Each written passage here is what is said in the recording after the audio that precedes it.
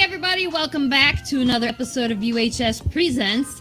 And with me today, as per the usual, is my co-host Lori Foster. Hey, Lori. Hey. So today, do we have any Unlikely Heroes news to talk about? The Hot Brass survey should be going out in the next couple of days for Kickstarter. And Unthinkables 2 is in progress. Yeah, Unthinkables 2 and Elsewhere should be pretty much everybody should have their stuff by now, right? Yeah, Elsewhere's completely done. Yes. Okay. And who the hell knows what else we're going to do in the future, right? Always working on something. And so today we are going to talk to two Dans about comics, specifically their comics. So let's just go ahead and jump right on into it. We have our first Dan is the creator of American Dreams, and he once won a lip sync contest by doing both parts of You're Timeless to Me from Hairspray with the aid of what could only have been an exhausting donning and doffing of a wig that I'm hoping was one hell of a wig. Let's welcome Daniel Kalban. Hey guys. Hello, Hey. how are you doing today?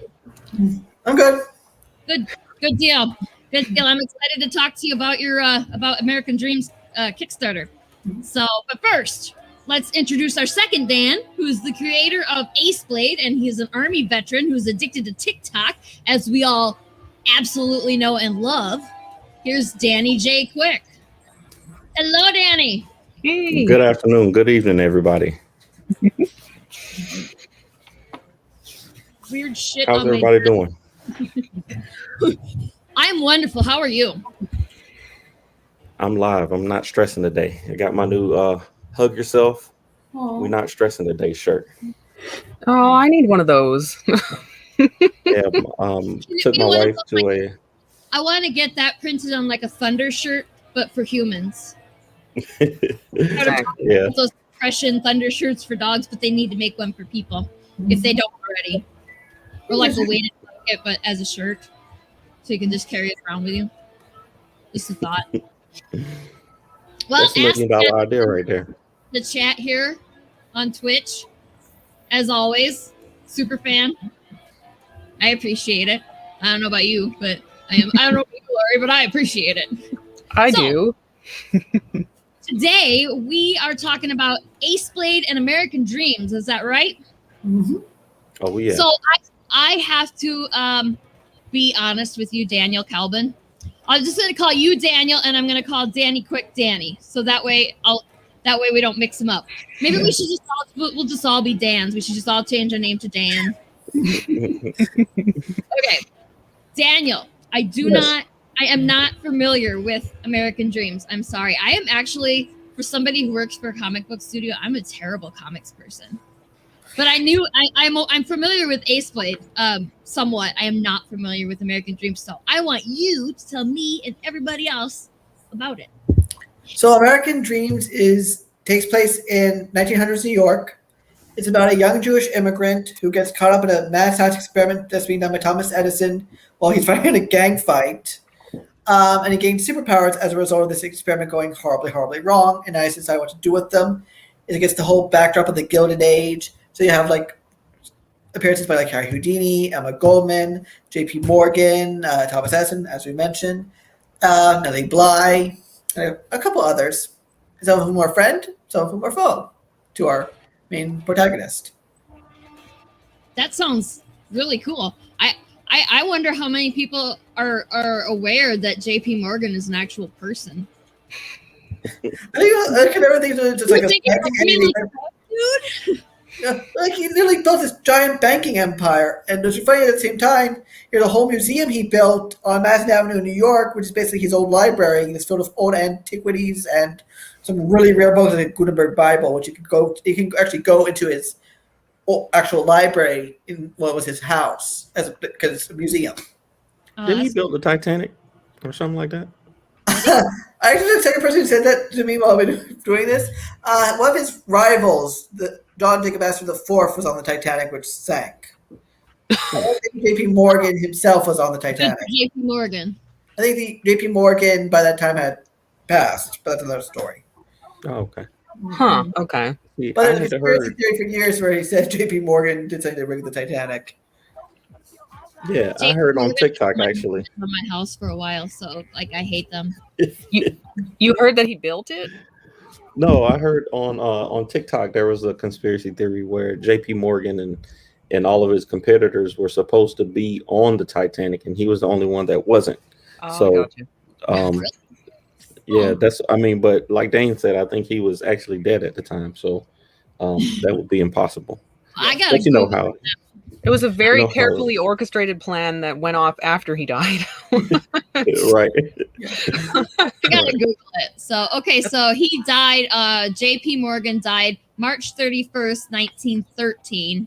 So that was a And year the after. Titanic, yeah, the Titanic sailed in 1912. So theoretically, he could have been on the boat, but he was probably not doing well by that point. Might have been one of those Final Destination things, though. You know, he was about to get on the boat, and he was like, "Oh, wait a minute, something's not Exactly. gonna go right here." And then death hunted him down a year later. That's just how it goes. And then he was brutally murdered by a truck full of logs, right? That's how it goes. Right? Yeah. Oh my god, those fucking movies. Heather's here too. Hi, Heather. With a upside down smiley face. I don't know what the hell that means, but hi, Heather. I'll take it. Ah, I got a cat. Aww. Oh. Heck's here. So okay, Danny, let's hear a little bit about Ace Blade and what's going on with your Kickstarter this time around. Yes. So Ace Blade this time, Ace Blade number 5 villain season. It's all about frustration. It's all about the frustrating parts of trying to do what's right. And I think in everybody's life, we're trying to do something that we think is worth doing. And then there are frustrations that come along with that, whether it's running a podcast like y'all are, whether it's doing comics like we are, or if it's trying to save the universe, like Ace Blade is trying to do. And everybody deals with frustrations at a point. And at this point in the Fourth Wall universe, Ace Blade doesn't have any powers, and he's come up against all of these super powered villains over and over again, and he's just frustrated, and he wants to kind of break through his little moral code to really try to put an end to it. And that's what this book is about, seeing what to do when we get to that part in our life, that stressful, frustrating part in our lives, and how to keep pushing through it. All right, awesome. Yeah, that sounds good. That sounds relatable right about now. Yeah. I mean, like overall and specifically right now because there's a cat in my face. But okay, so I have a little bit of art from both of your comics, and I think so Ace Blade, I have like the Kickstarter. Will you get your face out of the way, cat? I have the Ace Blade Kickstarter here. This ad that you have here. He looks like Deadpool's meaner, better cousin. I like it. I looked at him and was like, oh, it's purple Deadpool. Like the first thought that I had. Yeah. And no, he's cooler than purple Deadpool. Yeah, the first comic that I ever did was Ace Blade versus Deadpool. I do draw a lot of inspiration from Deadpool, as you can tell, as you already have seen. But the first the fan comic that I did was Ace Blade versus Deadpool. It kind of taught me how to structure comics and how to write comedy into panels and things like that. So I take that as a compliment. I appreciate it. Thank you. Well, I mean, I'm sure that the similarities end at the somewhat similar appearance, because I mean he doesn't look that much like Deadpool. Mm-hmm. So, yeah, he doesn't have any superpowers. He can't he can't pull magical weapons out of thin air. He doesn't have those abilities, and he's not as funny as Deadpool either. He fair enough. Ace Blade is funny as Deadpool. Right. Ace Blade tries comedy, but he usually fails miserably, and that's just part of the comic book process. He looks like he has more like of a ninja inspiration than Deadpool too. Yeah. He has a code that he lives by, and you know, we draw inspiration from the things that we, grew up loving. And Ninja Turtles was one of my, favorite cartoons growing up. And Yes. even though I hate Leonardo these days, he influenced, he definitely influenced, my creative side, and how I think that, each person should have a code that they live by, and try to honor that thing, above most other things, and that'll help you get through a lot of stuff in life. So That's agreed. I think I also have some pictures of some swag you got for your Kickstarter here. Like here's a little. Is that a shirt? yeah, we got a Ace Blade Villain Season shirt that was done. That art was done by J Pat. He actually surprised me with it. One day I was just on Facebook and he was like, "Hey, I drew this Ace Blade," and I was like, "Bruh, it's amazing." Like, so I worked out a deal with them, and everybody that orders that gets that shirt, he's gonna get a piece of from for the for the rest of the time that we have that shirt in production. And then we got the old Ace Blade hats. I wish I would have brought mine down. I have a picture of Now the I Ace feel- hat you sent me. Yeah, now I don't want to be. Hold on, let me put my head in here. Now we There got, you go. put the Ace Blade hats on. So yeah, it's my last Kickstarter. Well, the joint Kickstarter. I actually ran a Kickstarter for King Supreme, which was Wally McNair's, and then Lumberjacks, which was Morgan Iverson's. And both of those campaigns did really well with merch. So I was like, let's find some merch for Ace Blade too. Let's see if we can do it. That's fantastic. I did. We have and we've got Zen Jedi over in Twitch. It's Heather, and she's posting the links to the Kickstarters. But I know that for yours, for sure, Danny, you can just search Danny J Quick, and we'll find it. It's the first one. You're the only one to pop up. So That's good. yeah. So like, if you want to go check out the Kickstarter, just go to Kickstarter.com and search Danny J Quick, because those links are kind of a pain in the ass to try and explain to people. So we're just gonna pass on that. You can go into the comments and click, but also just go search Danny J Quick. Yeah, it also works if you search Ace Blade or if you search American Dreams. They should come up pretty quickly. So yes, and Daniel, I actually did not have your links at the time, but again, Heather is over in the comments, just being awesome and posting those links. So we have some stuff from Daniel. Blah, blah. I can speak good. So yeah, I got some art for you. Where's the issue? There's a cover. That's issue 5's cover, yeah. Yeah. So what's the one that you're kickstarting right now? We're kickstarting 4 and 5. 1 through 3 are also there. Do you want to do a catch up? We have a catch up tier. If you want to do 1 through 3, you can just do that. Or we also have the full arc available for you digitally and physically. And 4 and 5 is like our 2-part season finale for the first arc. Okay, and then this is issue 5. This is issue 4, right? Yep. And this gives you an idea of the chaos that's in store for our hero. And that's actually that building in the background based off an actual old synagogue on the Lower East Side. No. that's awesome. It'll be forever to find the stained glass colors. It's funny. That was when I was looking at this art to stick it on these overlays here. The first thing I thought was, that's a cool ass stained glass window. Is that a church? So yeah. It's like I actually had the real it's an old, no longer really functioning synagogue. It's a museum now called the Eldridge Street Synagogue, and I love their doors. But I'm like, I can't tell what the color of the stained glass is because it's a daytime shot. You're looking at it from the outside instead of the inside where you'll see the color. Yep. So I managed to find, I guess, through Google, the actual colors of the glass being shown from the inside. And I sent that to the cover colorist for issue 4, Timothy Brown, and said, "Hey Tim, here's the colors of the stained glass, so we can get that somewhat accurately." Oh, that's so cool. Yeah. That's great. Man, I love the art that you put out, Daniel. You're always getting the greatest artists and colors to work together, man. I always love seeing you drop art for American Dreams, man. Yeah, agreed. There's this one picture that you sent, this one page. Who's this guy? That is Amalek. He is a person who gets empowered by a certain historical figure's corruption of certain energies. Is it J.P. Morgan? No, actually, Aleister Crowley. Ooh, yeah, okay. But if you read the book, you never know. Crowley and Morgan might cross paths. And he basically gets empowered, and because he's a bigot, first-generation American, his family was immigrants. He thinks himself above immigrants. He's like, I want to go fight the Jews in the Lower East Side. And he calls himself Amalek, which is from the Bible. In the Bible, it references a king of, I guess, somewhere in the Sinai Peninsula who decides to try to kill the entire Jewish people.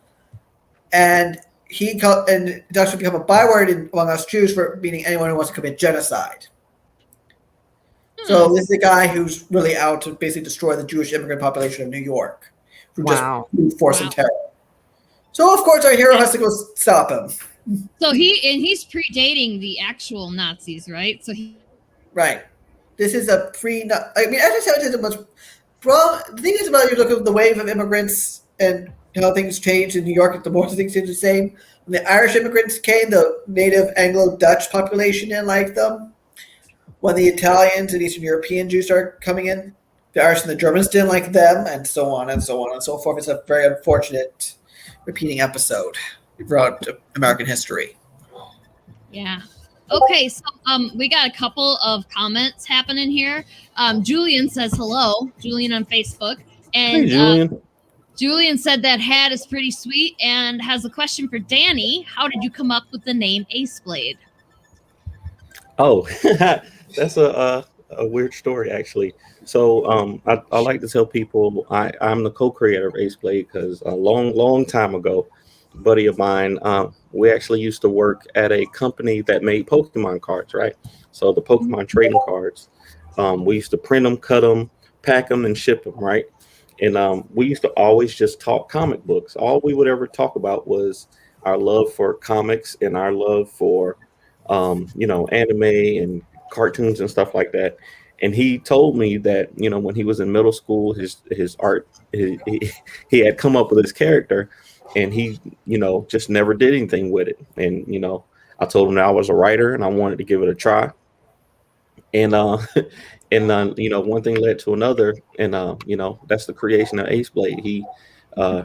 Me and him collaborated on those first 4 comics. And then he was like, hey man, you're doing so good with this, just take it and run with it. And I was like, man, I'll do my best, but when I got deployed to Iraq in 2008, I just kept writing stories, and I kept sending him back stuff. And he was like, man, you're getting really serious about this, right? Like what's going on? And I was like, man, the stuff just kept coming to me. So actually Ace Blade's name was come up with by Christoph Hollers, and I kind of just kept running with it, and I love it. Well, Ace Blade to me, like, it brings to mind some like good power. Ace is the most powerful card in most games that you play with a deck of cards, and I mean Blade is Blade. I mean, right? Yeah. So, good name. It's a good strong name. So I guess I kind of can see your American Dreams, like that name, based on your description of your comic, kind of is self-explanatory almost. So yeah, but actually it wasn't the original name. Yeah, I'm curious about how did you work through the process to come up with it? So the original draft was called Modern Colossi after the poem that's on the Statue of Liberty. And then at the time I had another publisher before my previous publisher took over. But this was 2 publishers ago. He's like, so Fred and I had pitched a script to this publisher, and we're waiting for them to do more work on it. And the then guy running that publisher said, hey, Daniel, do you have anything else? And I'm like, well, I have a couple other scripts. I showed him the Modern Colossi script, and he goes, this is great, but the name has to be changed. And I went to juggle a couple other names, and then American Dreams is what got settled on, and because it's I think one idea was Liberty and Justice for All, and then the guy running that publisher said, no, it's too close to something I'm working on. You have to change it again until American Dreams is what got settled on, because you guys fighting for everyone's American dream, not just not a specific American dream by like this rich ruling class that everyone aspires to but never can get to. It's everyone deserves a piece of the American pie. Everyone deserves a fair shake. Yeah, So I think you landed on a really good name for it, actually. I Yeah, think. that's just based on what you've said just now, just in the past half hour or so. I think it's an excellent name. Excellent name. Thanks. So, And there's a whole debate about that in issues 4 and 5 between our hero and our villain. really, So all right. So all more reason to get the books then, huh? Yep. So, speaking of issues 4 and 5 that you're kickstarting now, how many days do you have left on your Kickstarter? I have currently 15. 15. Okay, so you got plenty of time yet. Everybody, Yeah. you got like 2 weeks plus a day to get American Dreams. Now, besides, you said something about you have the bundles available for the Yeah. Kickstarter. Do you have any other fun stuff? We have a T-shirt. Of the treats of the prizes they can get if they back. We have a T-shirt, and you can also get it as an add-on. We have I can do a writing consultation or a creative consultation with you over like Skype or Zoom or Teams, what have you. I also have 2 things.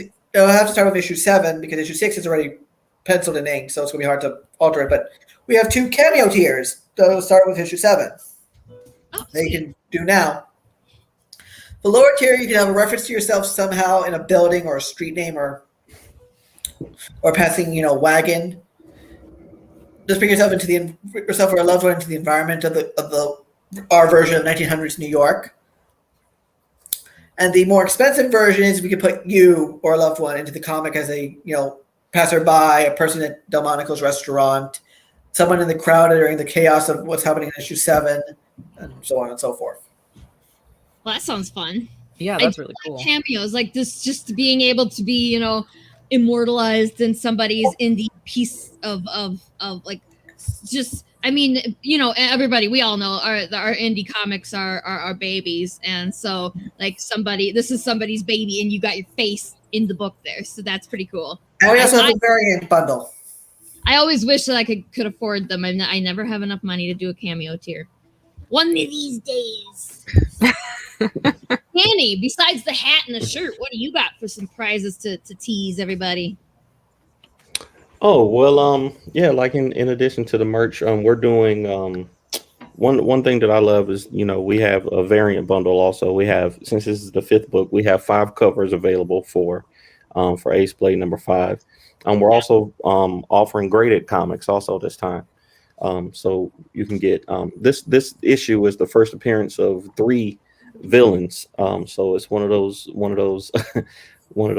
issues that people, just in case 20 years down the line, people still care about it. That you would want to collect.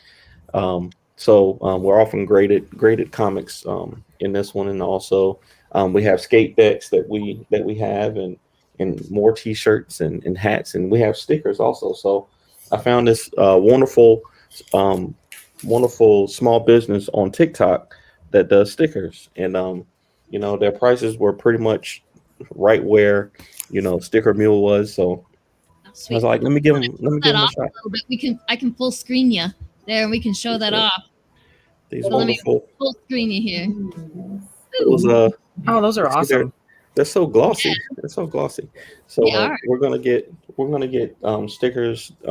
I ordered 100 from them just to try them out, and they came out great. It's a small business called Tor Creates there, Tor Prints. Yeah. And, that's awesome. Funny that you mentioned the stickers, because when we unlocked 100 backers, I thought I had these already made for something I can't do anymore, but everybody gets one of these. Little chibis. Nice. Okay, there you can get in there. A little David Jackson design Liberty chibi. Nice. And we're trying to figure out at what point we can unlock them, but we also have a design for an Amalek chibi sticker as well. We just have to figure out at what point do we unlock it. Like, do we unlock it when it's funded, or do we unlock it like at 150 backers? Of which we just need 10 more backers, and if we do the 150 backers thing, we just need 10 more people, and we can unlock the Amalek sticker for all physical backers. Outstanding.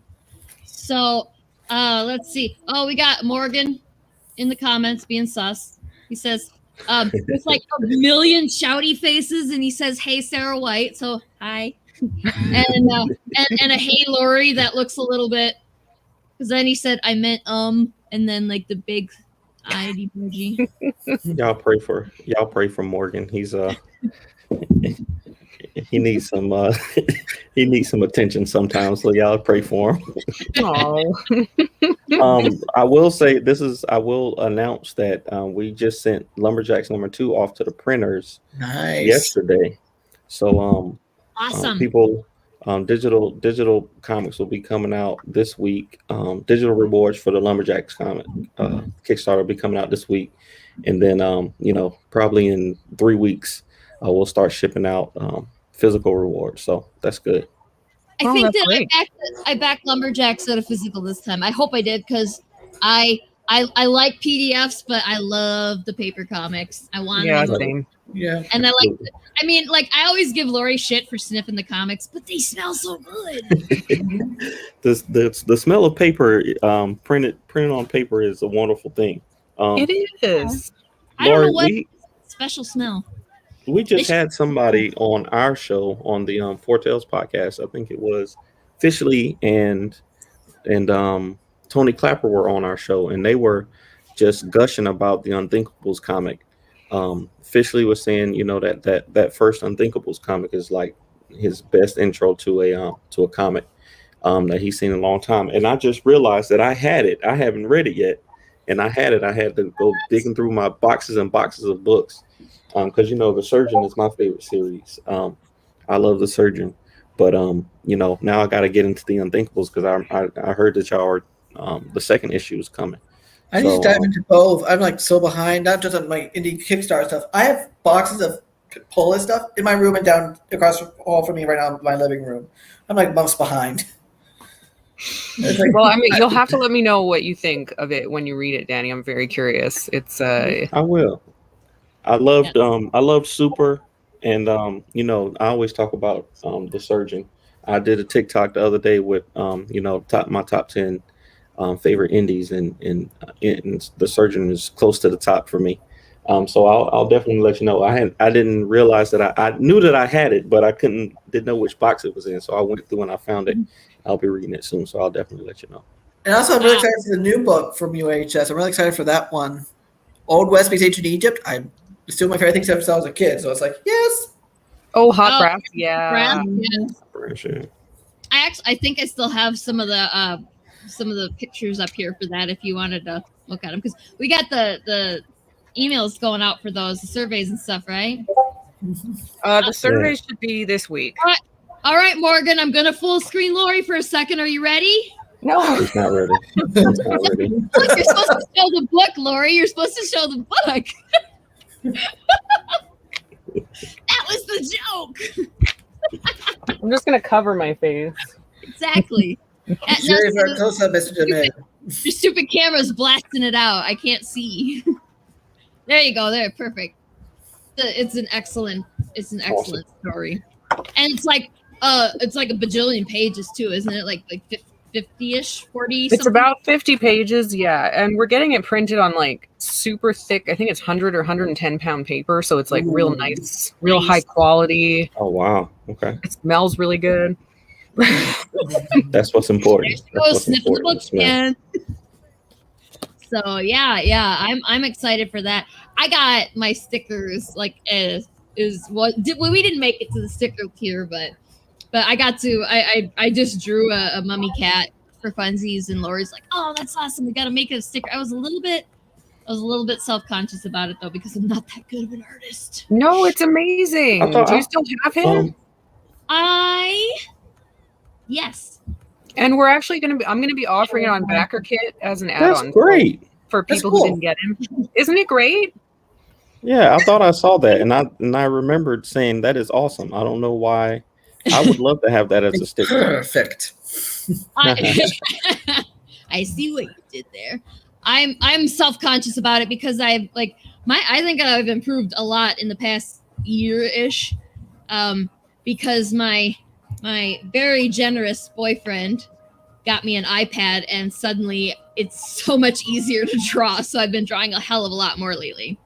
Hey, that's true love right there. If he bought you an iPad and he's helping you, that's true love. So He did. I was like, opened it and I was like looking at him. I was like, you bought this for me?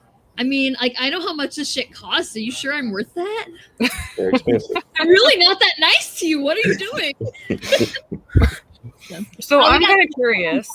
Oh, do you have a question for them? Because there's some comments. Quick. Okay, do comments first. Yeah, is it Kieran? I hope I'm saying it right. Kieran Silva. Kieran on Facebook says, "What's up, everyone?" So thanks for coming. Andrew asked if Morgan went to Facebook jail again. Probably, or he's gonna. That's his thing now, right? Is that your thing now? I feel like that's Morgan's shtick. Oh, said I'm not right. Is it Kyron? I don't know how. I assumed it was Kyron. So I can say it. I think it's Kyron. I call him Kyron. Okay, Kyron. And also Kyron said, Danny is apparently correct. Said, can't wait for my Lumberjacks copy. Did Danny J. Quick just mention the Four Tales podcast? Crap, the world is coming to an end. And I do believe he did. Stop it, Kyron. That's not. This Kyron he doesn't give me credit because I promote the Four Tales podcast just as much as he does. And he just never sees it. And that's not my fault because the algorithm passes him by. Oh, shit. Who gave Morgan? Hello. Look who's crashing the party. What? Who did that? What's up, bro? How you doing? Bruh, somebody tapped my my laptop. This is crazy. Somebody put a hacked into your laptop, huh? It looks like it. It's kind of weird. Andrew on Facebook said that I've got my Ace Blade trade, and I'm also looking forward to my signed Lumberjacks copies. So we shipped them. We ordered them yesterday, so they should be going out fairly soon. Hopefully, it only takes 2 weeks, and then we can ship like right at the end of the month. But I'm gonna blame Kyron if they're off or something. Yep, that's right. It's Kyron's fault. I'm blaming Daniel too. I don't know why, but I'm blaming Daniel too. So absolutely, I think Daniel's a great fall guy. Let's blame Daniel for everything. That's just me. Stub my toe. Damn it, Daniel. Yeah. That sounded really good. Okay, so we're caught up on comments now. So Lori, did you have a question? I kind of wanted to bug Danny about his experience with TikTok because you've been doing really well on TikTok, and it's something that I want us to get into, and I kind of would love for you to talk about it and kind of give us some tips or tell us how your experience has been with it. Yeah, I want to hear too. Good so question. Morgan can tell you I only started TikTok so that I can embarrass my kids. And then just like, millions of other people, I got addicted to it. And I was like, you know what? Let me try some of this stuff out. So I made a post earlier because I think it's important to my intention with TikTok was always to mess with my kids and to try to be active with them. But I also wanted to see if there was a comic book audience there. And there absolutely was. And I just think that, TikTok works for me because it helps me lean into my creative strengths. I'm a very impulsive creator. And when I see, the trends in TikTok, I don't do the dance trends, but they're very creative trends that they do. And I always try to pull them back to Ace Blade. So if there's something that I can do where, I can highlight, comic book creators or something like that, I'll just do it. And it's very quick. You just do everything in the app. You don't have to go to Photoshop or to, Premiere Pro, or you don't have to shoot with a HD camera. You just do it on your phone. And, it's out there. And, I've been very fortunate to have people think that the stuff that I do is funny or entertaining somehow. And right now they just want to see me do push-ups. That's the only thing they want to see me do, push-ups. And I'm happy to do them. So, I say go for it. I think the more people that we have on TikTok who love comic books, the bigger the community is. And I think y'all will be great on there. Yeah, we've been both. Lori and I have been like, I know we should do it, and like Danny's getting excellent. You know, you got tons of views, don't you, and tons of followers now. Absolutely, And yeah. we're like, I know we should do it, but like we don't have any ideas. We just need to copy you. Apparently, let's just go and just rip off all of Danny's stuff. That's what I do. That's a I great copy idea. other people. I just copy other people. When I see somebody do something I think is So funny, it's not even that bad. that's the whole platform. You just take, whatever the trend is. They always have these trends going on TikTok. You'll see them happen 10, 12 times, and then you say, how can I, put my spin on it? You're not necessarily copying from people, but as a writer and creator, I like to give people credit. So I always tag whoever I saw do it and say, this is my little spin on whatever the take is. So I think it's fun and it's working out. Like I posted earlier, I think TikTok is my third most referenced. You know how when you do a Kickstarter, it'll tell you where your referrals come from. So my Facebook is still number one, then our emails, and then TikTok for me is the third one for my social medias. So it already bypassed my Twitter and my Instagram just with 1 year of being on there. So That's impressive. That's awesome. Yeah, that's outstanding. Wow. I did not expect that from you when you're talking about this. That's crazy. That's really good. Yeah. Yeah, and I think that we should get John to do some sword videos. I feel like that would be good on TikTok, wouldn't it? That would be great. Yeah. We need to get John to like just have Will. It's Will, right? Like have Will just videotape him cutting up melons or like doing fruit ninja shit or something. People would love that. People would love that. Absolutely. Yeah. John would be awesome on TikTok. just have him cut up stuff with his swords and then just at the end, follow Unlikely Hero Studios. Doesn't have to meet nothing to do with the studio, just be like, go see our comics. I'm telling you, it'll work. People started following me because I did grocery shopping challenge videos. I would go to the grocery store with, $10 or whatever, and I'd be like, hey, I'm gonna try to, let's see if I can buy groceries for a family of 6 with $10. And videos would get 10, 20,000 views, and then one thing led to another, and I started introducing comics into it. I say, all right, now I'm at a grocery store. I'm gonna put this Ace Blade comic in here to see if anybody finds it. Stuff like that. So it just I'm enjoying it, and as long as people keep watching, I'm gonna keep using it. He's being very modest. He's actually addicted to it, and I set up an intervention, but I don't think I'm supposed to tell that. So I guess I ruined it. Terrible. It is really addicting. Like I'm addicting just watching it, and I'm not using it. So I always wake up in the morning to like at least 1 or 2 videos that Lori found fucking hilarious and had to share. So so I was like, yeah, Lori, you're on that a lot, aren't you? I think that my favorite thing about it is just like there's so many creative people. We're just out of this era of having gatekeepers hold you back from your creativity. So now you have all of these different. Vine, to me, Vine actually started it. So YouTube was a mode, but Vine was the first one. Like you had King Batch, Leanne V. Those are like Liza Koshy. Liza Koshy. Those are like the top 2. Those are the top 2 that I used to watch all the time when they were on Vine. But the thing that Vine did well is like you only had 15 seconds. You know what I'm saying to do it.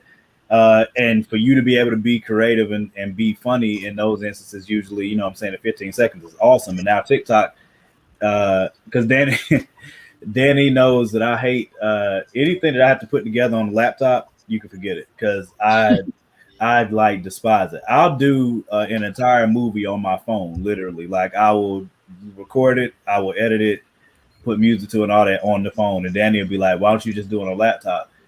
Because the laptop sucks. That's why. I don't know if it's like how intuitive the phone is or what, but I'm still trying. He just refuses to learn. I know Daniel had Daniel, was talking about trying to learn Photoshop and stuff like that too. I think you just have to do it. You just have to. Better computer because this thing over here is way too much. Right. It just frustrates me. I think it just frustrates me a lot faster because I'm like, I know this. should be so much easier. Like if I was on my phone, I could probably just widen this and tap that, and I'm done. And on the computer, I have to figure out, all right. Yeah, I mean, it is to a degree me just being lazy. Like, bruh, I don't want to go. Yeah, look it is. Video. Just say it. It is. I don't want to go look up a YouTube video so this mug can take 30 minutes to tell me how to do something I can do in 2 minutes on my phone. That's what it comes down. That's what I was thinking. Was like I went to school. I went got a degree in graphic and web design, and it was nice to have somebody teach how to do it. But in the end, the teacher up there teaching didn't really do as much for me as I had. I walked myself through the lessons, and that's where I really learned all the programs that I learned. Photoshop, Illustrator, and InDesign, and etc. Yeah, like I put together the trailer for the American Dreams Kickstarter by myself using a program on my laptop, but I couldn't do the music because I got my current my older laptop used to have a much more advanced thing, but I guess my current one doesn't because of whatever suite I got. So I had someone was working on with me for a mini soundtrack for American Dreams, which we might do a little sneak peek if we get to certain goal points. If we make the goal, hopefully soon. But he, like I said, do you mind? I showed the video. He's like, do you give me like a piece of music for like the video? Not only did he redo the suite, like the opening suite, to fit the trailer, he did it for me. So it was like one less step I had to worry about. It's good to have. Yeah, I'm the complete friends. opposite of Morgan. I need to do all my shit on the computer, and I can't stand using the phone for anything. I hate it. Like complete opposite. I can't. I think I must be somewhere in the middle. Like I'm fine to use my phone, but there's just some stuff that you just can't do with a phone. Yeah. Especially when you're doing graphic design crap for you can't do that on a phone. You just can't. I don't know. And the iPad, that's a little bit better for stuff. But it's not it's not the only tool I need. But it might be in a few years. It might be the only tool. iPad is a very powerful machine. Very, very powerful. That I probably could get with the I don't go anywhere without it. I probably could get with the iPad. I think it's just like I said, it's the application to be having to go on there, and I don't know. I'm trying to get better. You know what you need for the iPad? You need this. You need the pencil. You need the pencil. Is someone being electrocuted somewhere in the background? Yes, that's my old air conditioner starting up. Okay. It sounds like Terrifying. As long as it's cool. Like who cares? I didn't know y'all could hear that. I'm sorry. No, I didn't it's know y'all could hear okay. it. I thought Darth Vader and lit it up. Yeah, like it sounds like an electricity field is starting up. Like Yeah, every 30 minutes I just electrify myself so that I can, get back to work. It's just a motivation thing. That's all. Whatever you gotta do, man. Whatever you gotta do. that's how you keep those energy levels high. That's right. Yeah. He had none. It's like no. That electricity Actually, Morgan, idea. yeah, Morgan is working as an electrician now, so he knows all about that high voltage. Yeah, it's not a good idea. I don't think you should electrocute yourself, sir. I tend to do really bad things to screwdrivers, so I don't think you want to put yourself in.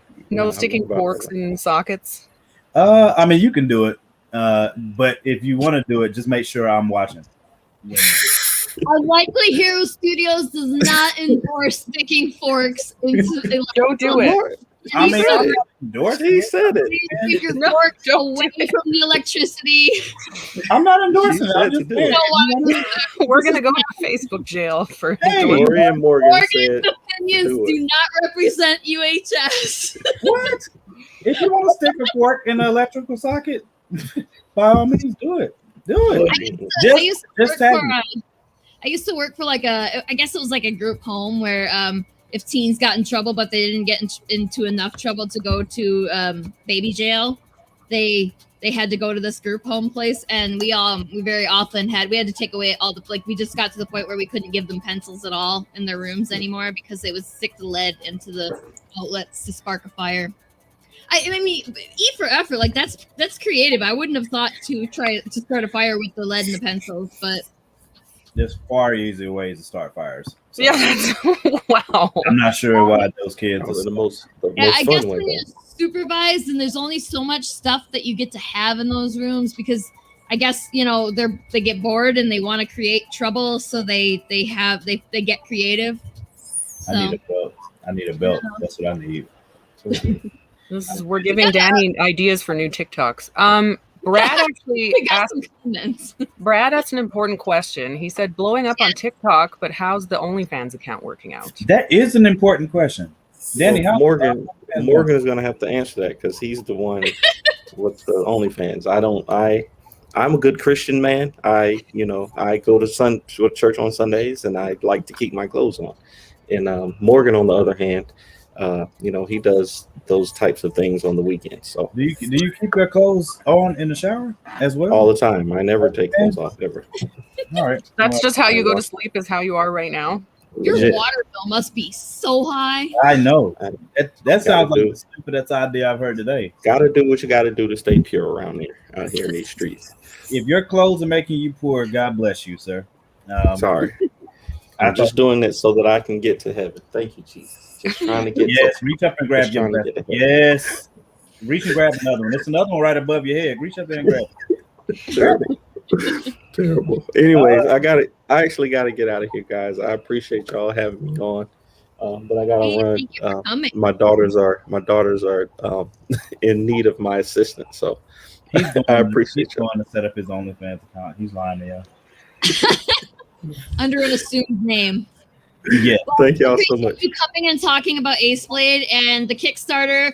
The links are still in the comments, and you can go to Kickstarter.com and just search Danny J Quick or Ace Blade, and it'll come right up. So go check it out and back at any level. We'll take $1. Anything you guys want to give. Thank you so much for coming, and we hope that you can come back again soon. I want to say I'm about to start giving away Lumberjacks comics for free for everybody who pledges. I just want to throw that out there. All right, love y'all. Bye. Bam! I don't know if Morgan has agreed to this. Morgan's like, look on his face to suggest otherwise. Yeah, I would say disregard that. I don't think that was. That didn't sound like canon. That's like one of those variants. Like there needs to be some internal discussion before that one gets agreed to. that wasn't actual Danny Quick. That was variant, like the Loki series. That's that he was just Bizarro Danny Quick. Yeah, exactly. He was just talking out of his neck. It's cool. Like that's what I'm saying. Like he's going to set up his OnlyFans right now just to make sure that this is the most successful Kickstarter that we can. Using his kids as cover. I see how it is. Exactly. That's kids, isn't it? That's what it's to tell them to go get you a drink from the fridge. Yes. And to have good cover stories. Yes. If they go get the drink from the fridge, he can keep his shirt on and then pour it on himself. Like what's that theme from Flashdance? Yeah, Flashdance, you know what I'm saying? That you can just pour it on himself and he'll get plenty of likes. He'll get plenty of likes and views. I don't do those things. I don't know anything about this OnlyFans you guys are talking about. So, but I mean, I'll look into it. If you guys think it's a good idea, just let me know. I'm gonna Google it. What is this OnlyFans you guys are talking about? No. Is Lori on it? If Lori's on it, I'm signing up right now. Are you, Lori? Are you what is this OnlyFans thing? I'm not on it yet, but like I guess I'd consider it, for those Kickstarter numbers. Oh, well then, can I be number one? Is there a message board? Like how do we sign up? I have my phone open. I just want to let me know where I need to go to. Daniel is like, why did I come today? What is oh God, to more. I just like information. That's all. I'm a nerd. I'm sorry. You're being informed. You're becoming informed. I feel like I'm behind the curve right now, so I kind of wanted to catch up. That went just like Danny's helping his kids right now. Exactly. He's definitely helping his kids. That might be a never mind. Nope, not gonna say it. I'm out of jail. I've been out of jail for a few months. Not gonna say it. We should probably just end the stream right now, huh? Just- Really sideways. I'm not gonna say it. I didn't. Brad started it. Okay, I didn't start it tonight. True. Brad's in the comments. He's not even. Oh, How's that a that's family barbecue? He totally has a point. He totally has a point. See, Technically. there you go. I'm just a nerd, man. I just want the information. Yeah, it looks like everybody that's watching noticed your face as Danny quit out of here. Yeah, and promised free lumberjacks. they were just as confused as I was. I didn't know where that was. Morgenstein, peace out, and G quit. It's okay. It's I don't really mind when Danny just talks out, he just says outlandish things for no reason. I mean, he can give the Lumberjacks ones away, and I will make sure that you guys get a sneak peek. And by sneak peek, I mean the whole thing of Ace Blade number 5. Like I can release that right now. So you guys just let me know. You don't even have to pledge. He forgot that you have the access to his stuff, just That's- like he that's has access to yours. That's right. You don't even have to pledge. I can go right there and I can download it and send And it out. that's why they really showed Danny her Morgan. Yeah. Hey. Tit for Yeah, tat. keep the shit Okay. secret. Tit for tat. But I mean, yeah, I am looking forward to shipping Lumberjacks out as soon as we get it back. I think we have everything in now. But right now we're trying to get American Dreams fully funded. We're trying to get Ace Blade fully funded. Because Mike just kicked the teeth in on Hot Shot. Lori, y'all got funded for Hot Brass. Sarah, you are going to have to finish that story that is in Unlikely in Elsewhere book, because first of all, I have the bookmark and I want another one. Second of all, I need to know what happens. And for everybody that doesn't know about the short story, shame on you. I don't want to go to Facebook jail, so I'm trying to be very. What did we describe that as? Like a space lesbian maybe type adventure thing? I don't remember what we called that. Yeah, like a space lesbian suspense. Yeah, Mystery. Yeah, it was it's mysterious. It's supernatural. Supernatural too. I thought it was freaking great. I really did. I'm very seriously looking forward to whenever the next story drops for that, because I want to know what happens, and I'm being selfish. So Katie and I will have to actually, like, we keep saying like we got to do another story for Elsewhere, but we haven't actually done anything yet. And she and I wrote the story originally, but the ending really sucked. So I was like, Katie, you got to help me finish this, because we can't have this ending. And so we got on video chat, and we just started talking, and it just came out. So the ending came out, and it was so much better. The ending that we have now is so much better. I agree. I'm sincerely serious. Like, I really, if you and Katie aren't going to finish it, I'm going to cry. So I mean, I would argue that it's finished the way it is, because it makes you ask, you want more, right? Like that's what stories are supposed to do. Good stories supposed to make you want more. I want more of a lot of things. It doesn't mean it's finished. So Like for American Dreams, like issue 5 ends the arc, but I can give you a little hint for what's coming up next. as you should. I want to know what's coming up next. I mean, I'm gonna have to catch up with all of them, because I've learned of American Dreams recently. So but yeah, I want to know.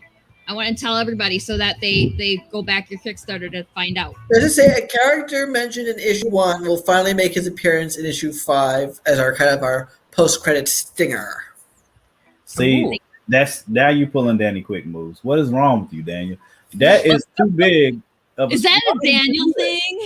That was 100% a Danny Jatori Quick. Yes, I gave his whole government. That's how bad that was, Daniel. I don't know what. There's another point on Kevin Feige.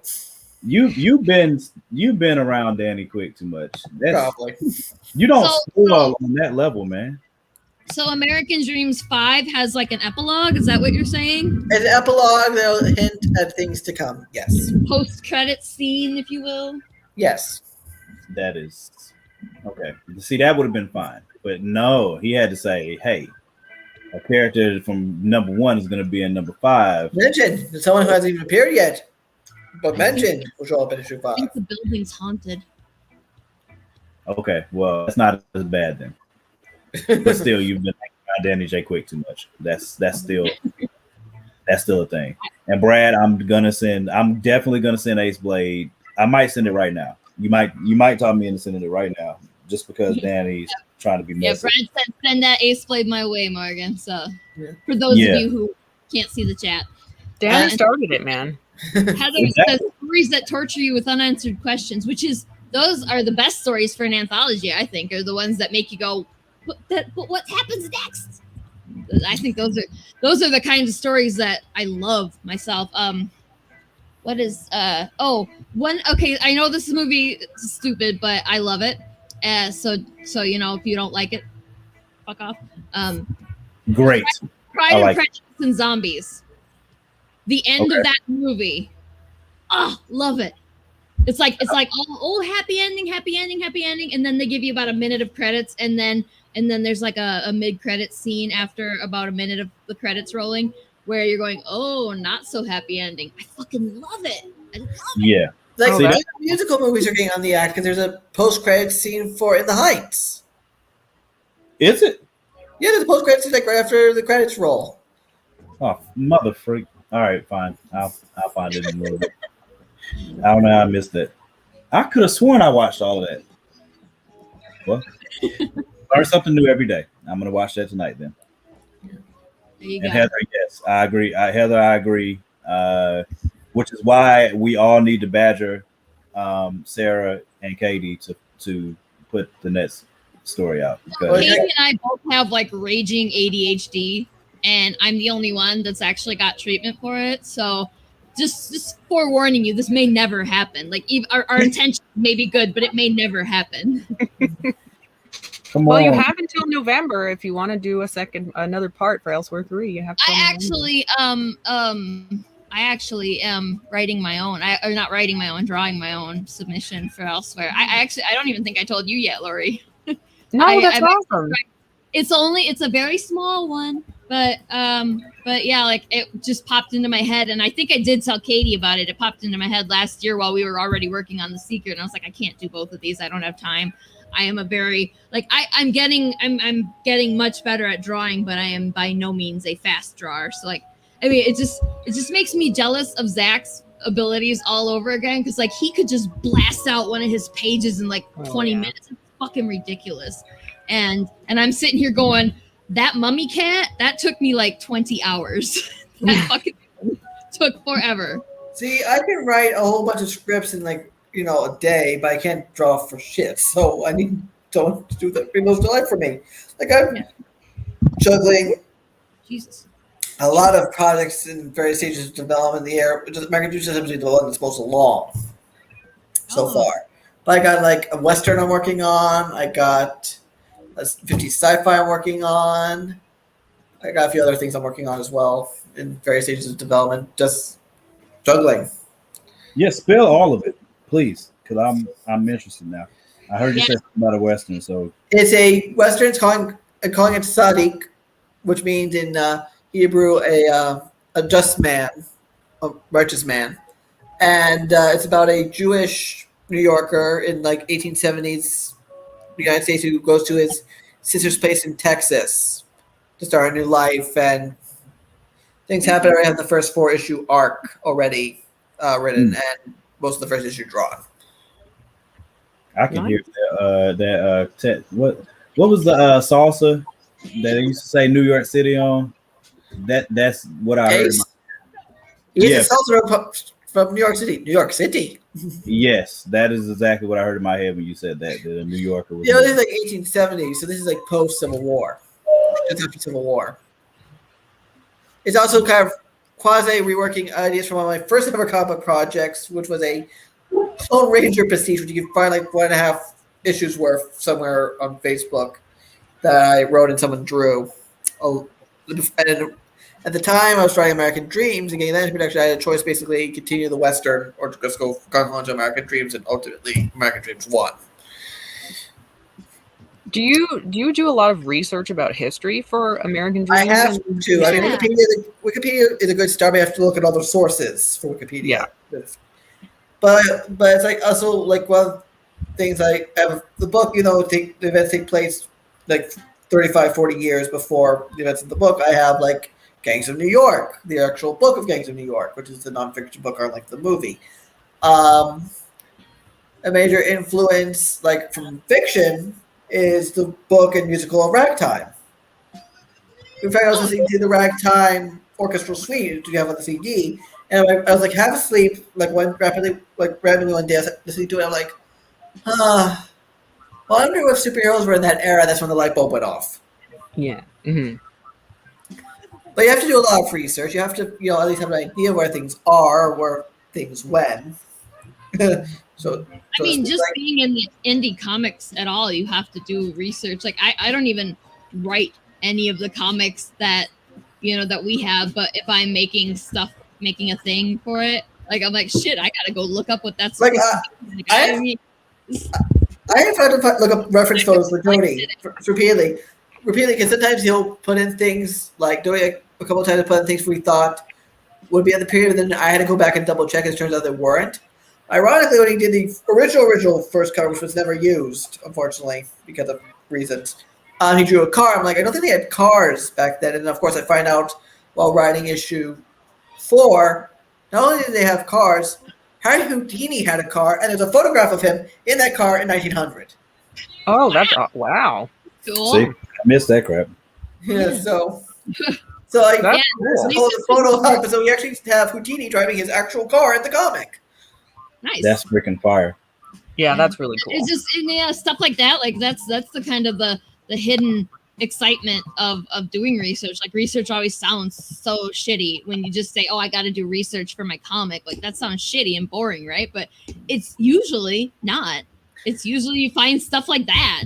And because my Lower East Side geography knowledge isn't that great, because I knew I wanted the Eldridge Street Synagogue to be where the first blows of this battle was in issue 4. But I'm like, I would need to position them where the tenement that the Gold family lives in.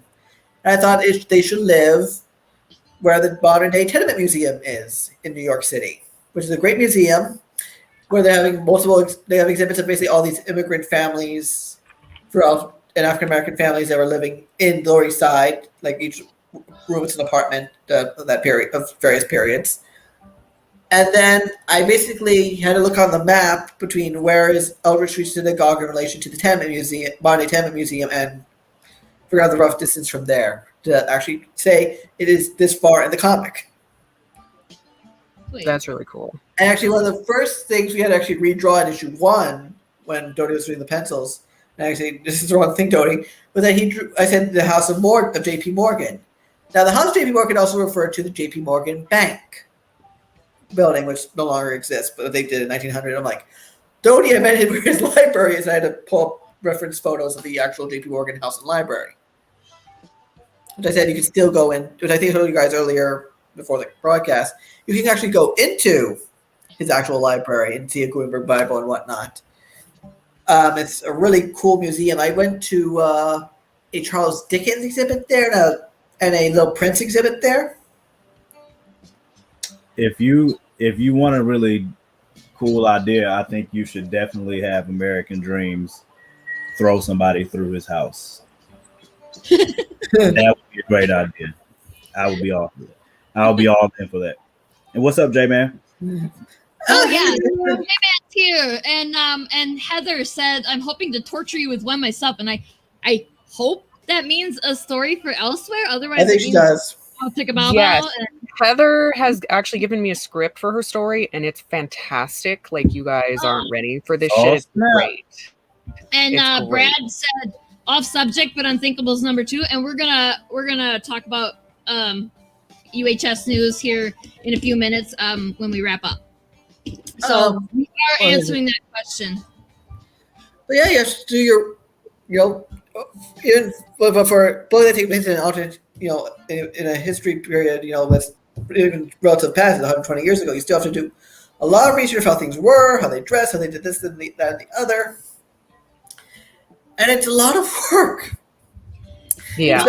Because Dodie lives in Indonesia, I have to pull up all these reference photos because he wouldn't have a first-hand reference. Like, I had to pull up a photo of the old Waldorf Astoria Hotel because the modern Waldorf Astoria was actually not far from where my office is. You actually see it from a window in my office where I work. That was built in the 1930s because the old Waldorf Astoria Hotel was torn down to build the Empire State Building. So I had to figure that out.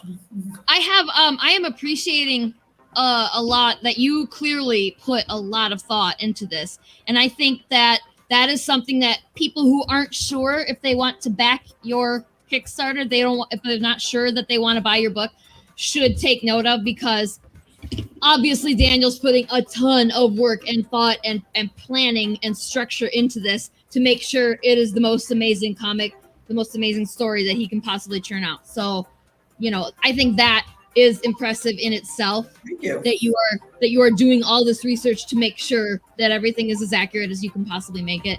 That's fabulous. Thank you. Right. And it's not it's important to note, it's not just a superhero story, there's a lot of history involved here. There's a lot of embroiled stuff about immigration, and after the last 4 years of bullshit, we kind of revisited that. I started writing in 2016 during that election, and a lot because it was all the anti-immigration rhetoric. I'm like, America was built practically by a lot of America was built by people who weren't exactly born here. It was like people who were enslaved, people who were immigrants. It's people ignoring our own history. And of course, you have a bit of that in issue 5, where during the fight, you'll see a little bit where Liberty, or Hero, says to Amalek, "You're only a generation removed from being an immigrant. Why you look down on the rest of them?" Mm-hmm. Yeah, absolutely.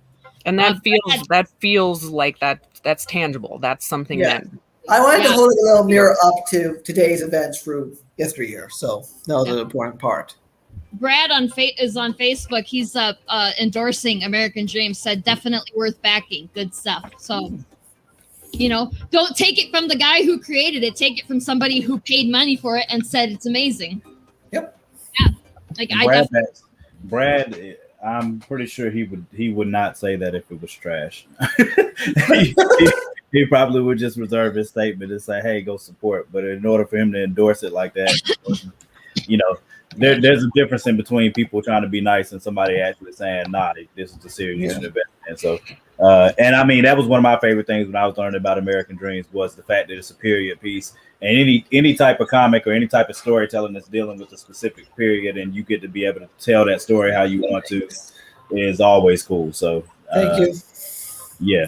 And I agree with Sarah, to put that much work into making sure that you're accurate. I'm like that too, when I, depending on what it is, about being meticulous about something, because I don't want to, I know it's a fantasy and I'm making a story, but at the same time, I don't want to come completely out of left field with some nonsense, what I'm saying, or something. Yeah.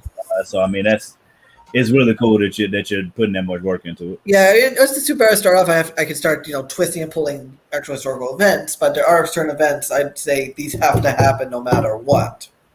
Yeah, there's such big moments in American history, but I will say some of my favorite characters to write are the historical characters, and the two favorite to write are actually juxtaposed against each other. Is Houdini, because he's always the showman.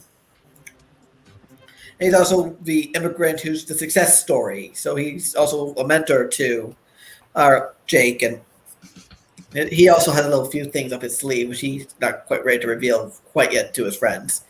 But also the other character that's fun to write is Aleister Crowley, because he just chews the scenery with wild camp abandon. And it's just he does all these horrible things. He said all these horrible things, but he said it was such gleeful insanity. Not like Joker level insanity, but still he's kind of like Joker in the way he says things in this really merry kind of way. But at the same time, he's a nasty piece of work. Crowley in real he's a fictionalized Aleister Crowley, but still it's Crowley in the history was pretty bad. This is worse Crowley, and he knows he's a nasty piece of work, and he loves it. Bruh. I don't know if you guys understand what Daniel just said. This guy just said Aleister Crowley. His version of Aleister Crowley is worse. I don't even know what to do with that. That's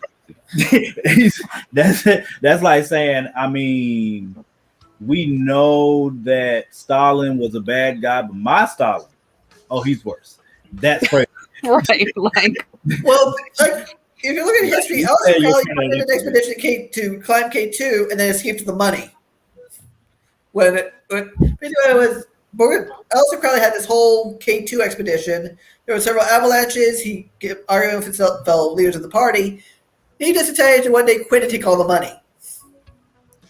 And yet this version, this fictional version, is even worse. I thought you said somebody got clapped a second ago, and I was about to say, "Oh snap, Daniel, you going?" No. I said no. No, snap, Daniel, go ahead. Daniel said somebody got clapped. That's what I'm talking about. But no, it's like Aleister Crowley was not a very nice man. I'm like, if you look at this is the historical record. Now there was Edison, now there's JP Morgan. Well, Edison and JP Morgan will still have like several feet, planted in the reality, even though they'll be part of our little villainous triumvirate.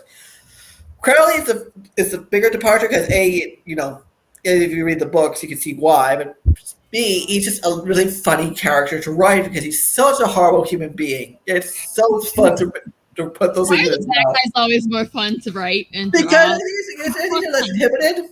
I think because they make the story. I've said that forever. Villains, if your story is only as good as your villain. Yeah, your story is only as good as your antagonist or your villain. So I mean, in my opinion, I mean, most of my favorite things were made by the antagonists or the villains, especially if you can meld them with some type of reasoning as to why they're like that. So, because like I think next week I'm gonna. Well, never mind. That's something else. But like we were talking about, I was talking about today, like some of the most binge-worthy shows that I've watched, and I think I might like the top 5 that I do next week might be like the top 5 most binge-worthy shows of all time. I mean, top of my I can split that. Top of mine is Game of Thrones because I mean, the villains in Game of Thrones are. People hate them.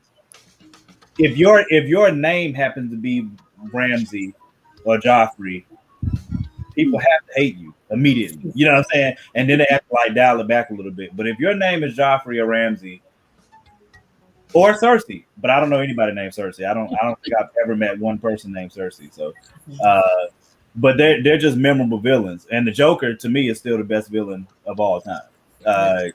Because he's a regular person. So, I mean, for him to be a regular person and you're saying that your Crowley is worse than the real Crowley, I don't even know what to do with that. I think Martell's Joker was an influence on this version of Crowley, to be quite honest, because I grew up watching the animated series. So I think it's one of those formative superhero influences on me was that. For y'all who know who Crowley is, I need you to look it up and then understand what I'm saying. And what's really funny is, so each of the 3 main villains who are based off history each reflect, something that's controlling America at the time, or at least historically or fictionally. Because Crowley has the superpowers, basically, at his whim. Edison has the technology, and Morgan has the money and the political power. And all 3 of those directed at liberty is going to cause a lot of trouble down the road.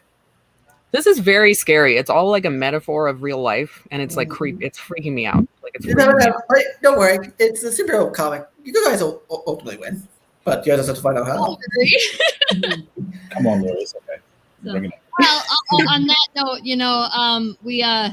we are gonna probably start to wind down here. So I would like for Daniel to tell us where you got how many days left on your Kickstarter. Where can we find you? You can find me on Facebook at Daniel Kalban and at American Dreams Comic. You can find me on Twitter at Daniel Kalban. You can find me on Instagram as D Kalban. We have 15 days left. We're at $4,125 out of Oh no, we just got another donation. We're at $4,150 with 15 days to go. Boom. Out of a $5,500 goal. So we still have a bit of a mountain to climb, but I think it's definitely doable. Man, you got that. Okay, I am going to post the American Dreams Kickstarter in the comments again. And, I want to see Daniel hit like 7,000 or 8,000. So like fucking share it, Share it with Wild Abandon. back it. Yes, and if we go to Kickstarter.com and we search American Dreams, that we can find it there as well, right? Yeah. Because those long Kickstarter links are kind of a pain in the ass sometimes. Yeah, So. especially if you're trying to get this Facebook algorithms. Yeah, or you can go facebook.com/American Dreams Comic. Wait, I actually have a thingy here. What am I doing? Why are we worrying about this? It's American Dreams Comic. Boom. D Kalban on Instagram, Daniel Kalban on Twitter. Go find him. I'm sure there's links galore on your pages. So it's pinned to the top of my profiles on Facebook and Twitter. Yes, fabulous. And Danny's Kickstarter is still running. And we just go to Kickstarter.com and search for Ace Blade or search for Danny J Quick, and you're gonna find him. What else? This is the one time I'm not going to be competitive. Fantastic. You said you got 2 weeks ish on your Kickstarter yet, so people got time to get in there and take care of it. And I had a couple of we got to do the housekeeping for UHS here quickly because J-Man said, I made a mistake last week. I thought my package in the mail was my issues with the surgeon. It was actually the Elsewhere Anthology Volume 2. I won on 5-Star Fridays, but thank you, Unlikely Heroes. So glad you got that. Yeah, awesome. And vis-a-vis the surgeon, we have 4 pages left to color, and that's it. And then the book is done for the Surgeon 4. So we should hopefully be sending that to print in 2 weeks at the latest, and then we hopefully get it a week or 2 after that, being optimistic, and then we'll be shipping them all out. And you'll have to let us know what you think of Elsewhere, J-Man. It's a brick, but there's some really, really good stories in there. So there are so many good stories in there. Oh my god, there's too many. And the book could be an impromptu weapon because that's how big. Exactly. And then Brad did ask about Unthinkables number 2. Yes, it's happening. Yes. Unthinkables 2 is in progress.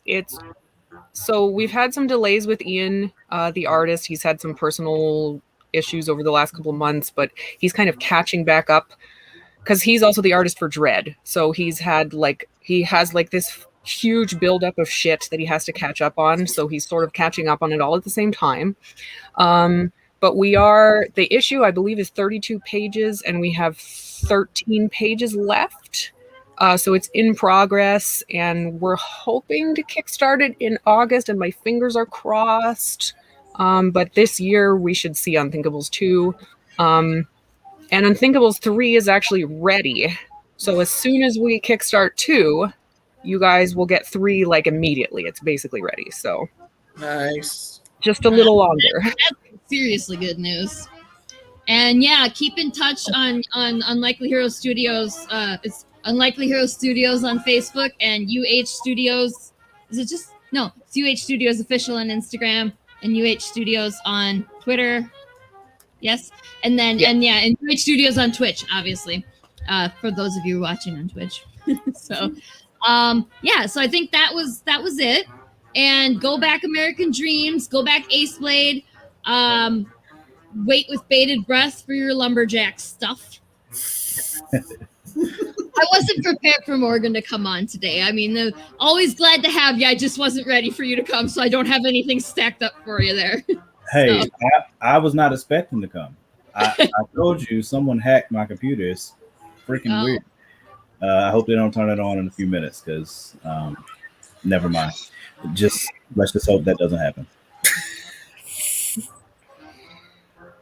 We're definitely on YouTube ever.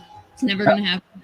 What? Oh, there's no way. We talk about dicks every third episode. There's no way. The number of times we say the word fuck, it's never happening. So But Can you really not swear to be monetized on YouTube? I don't think we could do it. I think you can swear, but you have to bleep it out. Oh, you have to. Oh my goodness. Unless you like Critical Role, but Yeah. So we'll have to hire someone to bleep everything out over an hour and a half. Right. we're gonna get a 30 Why it's never like gonna the old happen. school. Like, if we start doing prepared videos, like if we start posting on TikTok, we can post those to YouTube also, and we can try to monetize those, I guess. But yeah, no, the live streams are never that's never happening. No, it's never happening. So. I would agree. I won't say ever, but you know, you guys would have to do what I have to do on Facebook, and I have to like literally like type slowly so that I don't. Certainly not going to get monetized for the episodes that Morgan appears on, right? Oh, that's just terrible. I can't help Morgan. Thanks for coming, Daniel and Morgan, and we thank you as well. Thank you for coming. And yeah. Oh, Heather says, will we all go to jail like Morgan? Awesome. I'll have you guys know I've not been to jail in a while, so that is progress. We do actually have an upcoming guest. Is she in August, Caston? And she's going to talk all about sex and kinky stuff. So it's just going to get worse from here. Yeah, Caston's going to come talk. Let me look that up really quick. It is August. Next episode is actually going to be another episode of Critical Affection. We're going to be doing season 4 of Castlevania. And I hear that maybe Mike might be coming back again to talk with us about it. He actually injected a really well needed dose of enthusiasm to the previous episode when he popped on. So yeah, yes, Steven, you have to watch it. We're gonna do that next week. He told us last week that he hasn't watched the 4th season yet, and that he had to watch season 3 because he had not yet watched that one when we did. So yes, watch it. And then for Caston is going to be August 16th. So next week, Critical Affection season 4 of Castlevania. The week after that, we're going to have the Vocal Pros episode with Bo Foster. Going to come on and talk to us about voice acting. Nice. But the sex episode is when now? Caston is August 16th. Sex is August 16th. Bet. That's a wrap. I'll be good. So yes, we'll have to give you a spontaneous invitation again so you can ask her questions. Oh, was that what happened? I thought about it. I'm very good at spontaneous. So. Danny told me to do it. He was like, "Can I get Morgan on?" And I was like, "Sure, I'll send him a link." Hey, listen, I'm very good at impromptu here. I don't care. Hey, as long as you're going to come and be fun, that's all I care about. And I'll add anybody onto this if they pop in here. Like, I mean, Satan could pop in here and I'll add him. I don't care. That would make for a really interesting stream. That would be our best stream ever, for sure. Could it be Satan? I'm just gonna get on and not be freaky at all. I'm just gonna be like, oh, that is uncouth. Just gonna you need to wear a tie and just say that is fascinating. I would. That is perfect. I will do that. Do you want me to do the hand?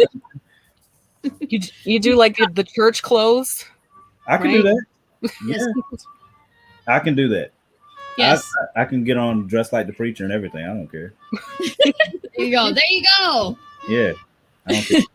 I mean, Caston's probably almost certainly going to be in some really fabulous outfit. If nothing else, she's going to have amazing hair. So, we can all dress up. Everybody dress up for August 16th.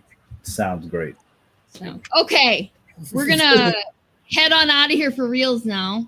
And I hope everybody has a wonderful evening. Thank you, Daniel. Thank you, Morgan. Thank you, Danny Quick, even though we had to leave early. But thank you for coming. See you next week, I hope. Have a good one.